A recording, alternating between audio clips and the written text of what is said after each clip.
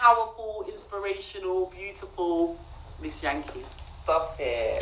Back at you. Thank you for having me. My pleasure. Yeah, I've been waiting to come on this show, man. I've seen a lot of my fellow flow poets up here, like, when's it my turn? No, I'm so excited to have you. When we cancelled, I think that was the most disappointing I've been like. But now, audience, you're in store for some really, really great things. So tell the audience a bit about what you do. So I am a spoken word poet primarily and a writer, and I use my poetry for activism and to advocate for the oppressed and the silenced mainly. So I do a lot of work for domestic violence awareness. I do a lot of work for mental health awareness. I co-host 2 events, so one called Mind Over Matter, which is a platform for people to speak about mental health using hip hop and spoken word, and the other is a community interest company called the Chocolate Poetry Club. So that's how I spend the bulk of my time. But then I also run a project called Poetry Prescribed, and that's what we do. We prescribe poetry in the form of workshops. And it's just a really beautiful environment and a safe space for people to come and discuss various topics. So we've covered everything from violence to mental health to celebrating women, surviving loss. I think we've done over 60 different topics now. Wow. And we bring people together. We use spoken word poetry as a catalyst for conversation. We talk and we create. So yeah, anything to do with the word, that's what I do. That's me. Well, you're doing amazing things, and I sit back and I watch you. And when I watch you perform, you touch me every time. It really, sometimes I get emotional watching you because the power in your words, the passion, the drive, amazing. So having the 2 of you here together, I think we were talking before the show, like we need more time. How did you become a poet? Like, when did you start writing? Do you know what? I've always been a poet. For me, my mum kept all of my workbooks, so I've actually got exclusive Miss Yankey poetry from 5-year-old Miss Yankey. Wow, and I just always wrote poems and stories. I always lived on cloud 9 and was in my imagination, and that was kind of, in hindsight, looking back, writing was my way of processing things. So if I wasn't happy or you know, talking about the school system and being young, for me, when I read back on some of those poems, I'm like, wow, the psychology behind that is incredible and quite powerful for a 5-year-old or a 6-year-old to be writing about. I've got one poem somewhere where clearly I'm nervous about the fact that I'm having a sibling, and I must be about 6 when I've written this poem, and it's it's kind of deep. So I always wrote through childhood, and then I started publishing stuff online in my late 20s. Okay. Yeah. So is that before spoken words? Way before spoken words. So if you'd have said to me then I would read in public, no way. It's like me. I was too scared to do it. But yeah. You started as a poet and then moved on to spoken word. Yeah. I was petrified to read poetry in public. And I submitted something for like this competition called the Poetry Rivals. Not thinking anything of it, but a friend was like, oh, you should submit. So I did. And they were like, oh, we like your poem, it's been longlisted. And I was happy for it to be longlisted. I was like, brilliant. And a few months later, they were like, oh, you've been shortlisted. I'm like, oh, great, what does that mean? They're like, oh, all of the finalists come and perform at the Royal Albert Hall in a few months. So I'm like, first performance, Royal Albert Hall. Straight into the frying pan. Wow. And I'd been online and I'd been networking and I knew poets and I'd been watching spoken word, but I'd never performed. I'm feeling the anxiety for you. Right, yeah. I was mad anxious, man. It was crazy. So I did it, and what made it worse is that obviously my mum was really proud, my friends. So I ended up with about 14, 15 people there, which made it even worse. I'd rather there was no one there, just stay at home, but they all came out to support me. And you know what, after I did that, I'd love to say that I went straight, like I got the bug, but that was in April. And after that, I was like, no, it was great, but I don't know about this. Wow. And it took me till the November to go and hit an open mic. Wow. And I went to Chocolate Poetry Club. Oh, so that was your it was my first ever open mic, and I'd go on my own with my poetry in my note, on a piece of paper, printed actually, not in my notepad. And I'd read from paper, shaking uncontrollably, and I smoked back then, so in the breaks, to avoid speaking to anyone, I would stand outside just smoking. And you'd catch me at the back of Chocolate Poetry Club, nervously waiting to read my poem. Then I'd be really embarrassed after I'd read. I wouldn't want to talk about it to anyone. Well, you have definitely come so far, because I think you're one of the performers that I watch in total awe, and it's breathtaking, and the content and what you're saying, so uplifting and inspirational. You're doing so many things. I know you've just come back from America. Yeah, I've seen you in Scotland. I've seen you outside Parliament. I think you had. Tell me some of the amazing, the last fantastic things that you've been doing. It's been mad. We started the year in Melbourne. Wow. So we took... Do you know what I mean? I'm telling you, I watched really? We took Mind Over Matter to Melbourne. Mm-hmm. We had an opportunity to do it, and Fisky, who founded and runs Mind Over Matter, was like, yeah, let's go over and just do a show out there. So we went over there, worked the open mic circuit, won an international slam on my first day there.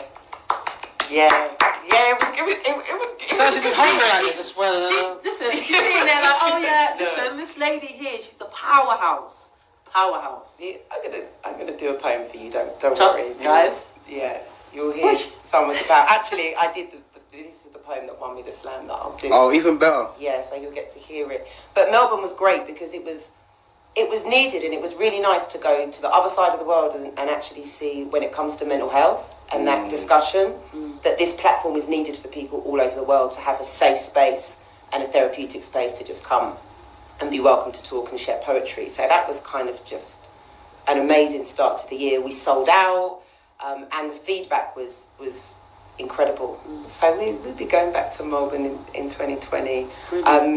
And then I got the bug for travelling and sharing my poetry. So I'm in the final edit of my first ever book, which is called More Than a Machine, and it's an exploration of mental health, and it covers everything from PTSD to anxiety to negotiating relationships with mental health, what it's like to lose people to mental health. And then that recovery period as well. So a lot of the poetry I've been sharing comes from this book. So the rest of the year So is it a poetry book? It's a poetry book. It's all yeah. poems, okay. Yeah. If you follow me, like at Miss Yankey, you'll find a link that will give you some more information about the book. Yeah. And when is that released?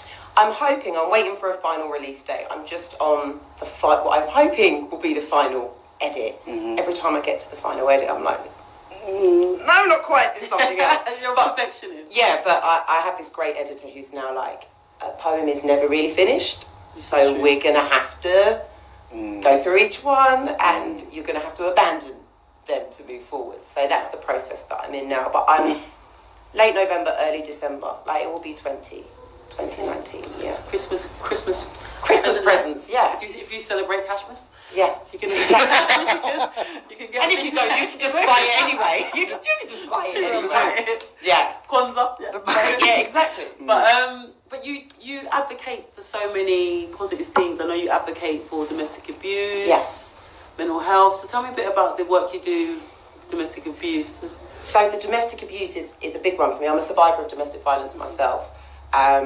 And I never thought I'd write about it or speak about it with other people. It was a deeply uncomfortable topic for me. And my cousin, in the early days of me writing, was like, oh, this online magazine are looking for people to submit, and the topic is violence against women. You should write something. So I was like, okay, cool. So I picked up my pen, and this poem called Another Woman's Cry just flowed out of me. I didn't really put much thought into it, and it was my story. And afterwards I was like, oh, it was really weird reading it back in black and white, back to myself. I'd never written it all down. And I submitted it, and it was published. And then I wrote another one. And at this point, I'm in a number of survivor groups as well with other women. So I'd shared these poems privately with the therapy groups I was in, the support groups. And, like you said earlier, you had people in your inbox saying, thank you for that, I needed that. I had all these women just messaging me saying, thank you, that's my story as well. I was like, oh, this became purposeful. Yeah. It's not just my story, it's someone else's story. And I performed it 2 years after I wrote it at the Flow Vortex. And one of my fellow Flow poets, Solomon the Wizard, I was like, oh, I recorded it. Could I share it with my mum? She works for a domestic violence organisation. At this point, I don't realise that his mum is like this world-famous, renowned, kick-ass, black feminist. Incredible. Like, she's an incredible woman called Mara Larisai, so he sent it to her. And from that moment on, she's like, this needs to be heard. And I've performed at the Million Women Rise March, which happens International Women's Day every year. Thousands of women come together and march to Trafalgar Square. So that was like my first Trafalgar Square performance. How to stand there. I'm telling you, the two of them are sitting here like, oh yeah. I've got your two icons, and it's just a real honour to even know you and to be able to share you with the audience. So Trafalgar Square, how many people is that? I mean, it was crazy, and my children were there at the front as well, which was really, really nice. You know, to be able to listen. First ever women's march, they went on and they had like their placards. One of them said, "I fight like a girl," and the other one was like, "I'm a warrior like Yara Shantiwa." And they marched hard, you know. They were 5 years old. It was the first march. I was so proud, and then to perform was great. But as nice as it is having those big platforms and the positive feedback and all of that's great, but for me, it's work.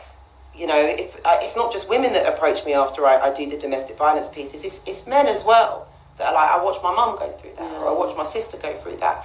When we present and talk about domestic violence, it's often the facts, the figures, the statistics. It's not the stories of the actual people that are going through it. There's no feeling. And I know poetry can promote empathy, but it can also educate people from a whole different place, which is why I do it. And I've just completed a project with Southall Black Sisters, who they're a charity that have been running for 40 years, and the work they do is incredible, and they specifically help black and, I hate the term minority ethnic, but that's another show. But you know, we park that one. But yeah, they do this work with survivors of all kinds of violence, and they've paired a group of female writers and performers with the survivors group. The survivors group have written their stories, and then we've gone in and worked with these survivors and retold their stories and written their stories in poetry form. So there are two groups of women from totally different walks of life, but we've both experienced trauma and violence, and the book is incredible. So I'll send you some information about So that. I'm going to have to do the same. We're going to have you back on, and I want to hear some of these pieces. And maybe even bring on some, of the ladies, and I would love that. They would come back love and that. Yeah. share, because this is like a teeny little taste, a little bit of sherbet that I'm getting from the two of you. The motive is the same as this guy here. It's purposeful work. I'm blown away. I'm literally just like blown away. How would you? It says the man who's about to release the most incredible documentary. This is what I told when I put you two together. I was like, you know what, this is going to be an amazing show, because what you lot are doing in the community on such a wide scale, you're touching people and you're helping people. It's just keep doing it, keep pushing, because you're elevating minds, you're asking questions, you're pushing forward. So I'm just in total awe of the both of you. I just must bow to my king and to my queen, and thank you for what you're doing. And it takes people like yourselves to actually implement change and open minds and elevate. And I think having the platform and being yourselves, it's like people can look and see it's normal people just like me, but they're sharing knowledge. Yeah. And it's what's needed. So I can't thank you both enough. But what time? Let's see how much time we've got. Well, I want to get to our talking point, but before we do that, I would love for you to put some fire on this mic. I'm waiting for this, No, guys. So which poem are we gonna get? Because you were debating. Well, seeing as I'm sat with an activist, a fellow activist, and we touched on the mental health work and the domestic violence work, but we didn't touch on my political work. So I also performed at the Stop Trump rally this year. You know, I'm leaving, you know. This is my thing. I'm a poet, you know. That's what I do. Poetry is so important, man. Like, go ahead. With the bars, with the voices. Yeah, so I'm going to perform. It's Black History Month as well. Black History Month. Yeah. Another show. We'll park that too for now. We'll get back to that. Well, we've got a talking point. So Yeah. we might be able to. We can touch on that. in a minute. So yeah, this piece. I did clarify first that I was allowed to do this piece, guys. This piece is called "Fuck Your Feelings." Yeah. It's a spoken word. It's about expressing your truth, and you know, it's not about being PC. So, fuck your feelings. Okay, let's Thank you. Step over to the mic. Yeah, just give you a round of applause and a walk up. Make sure that the camera's on you. I'll give you the nod when you're in shot. Okay, you're looking all fine. Get ready. Tell me when. Still I'm me. excited to hear this. No, she's amazing and powerful. Okay, Be prepared. not too much, you know, the pressure. And ready to go. Okay.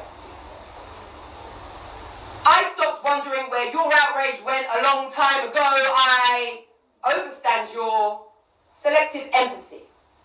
I have often watched you pray for others and talk about how you don't see colour before watching you fetishize black skin and joke about things like wanting chocolate babies.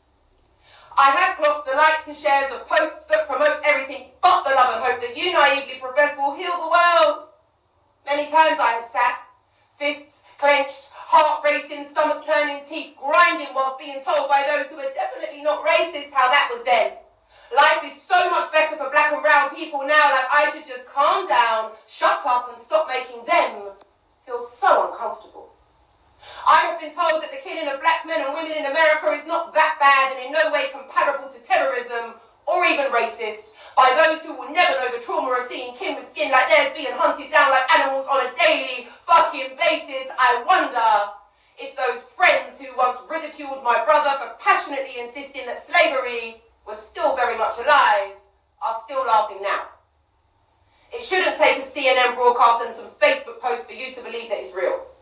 You've been hearing this for decades, but your eyes stayed shut and your lips stayed sealed.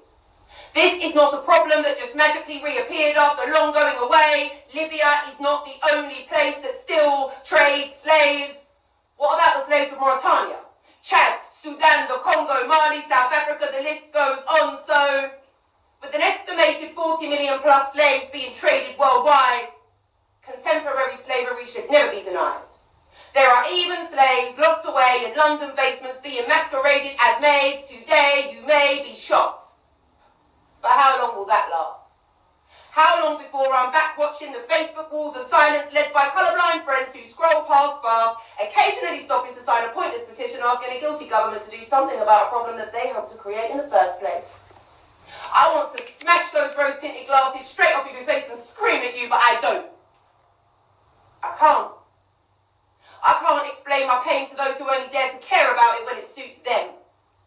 I can't explain my pain to those who stay blind to white supremacy and deny white privilege. I can't explain my pain to those who don't really understand the definition of racism. I can't explain my pain to those who cry white tears and become defensive, who silence me with their fragility and need to not be made to feel bad. Fuck your feelings. Today, I'm expressing mine. And if you don't like it, well, that's absolutely fine. I can live with that. Thank you.